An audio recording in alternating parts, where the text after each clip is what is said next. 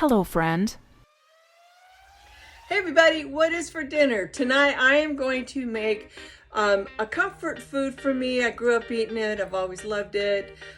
Goulash.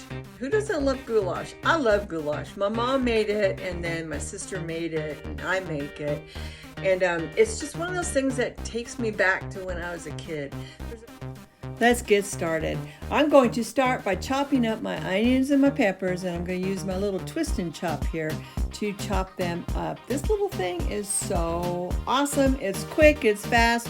You can chop this to the consistency that you want. Just know that this is not meant for hard cheeses and that kind of thing. It's meant for things like what I'm doing today, guacamole, salsa, those kinds of things. I want to show you this blade up close. Look, you see it going around and it's also going up and down. It's going to get all the stuff at the bottom of that bowl. Over on the stove, I've got my enamel cast iron Dutch oven preheating. So we're going to brown up that ground beef and open up all these cans that I've got to go in there. I am using my smooth edge can opener to open up these cans. Look, I don't have beef broth on hand, so I'm using my Knorr's granular mix to make my own beef broth. So now we're going to add the peppers and the onions, and we're going to saute those in there with the meat. And then I'm going to throw in my green bean, or not my green beans, my corn and my black beans. I'm going to saute that all up together. Look at that. That looks so good.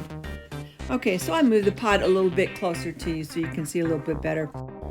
I don't like stewed tomatoes whole, but I do like it after it's pureed. So I use my twist and chop to puree up those stewed tomatoes.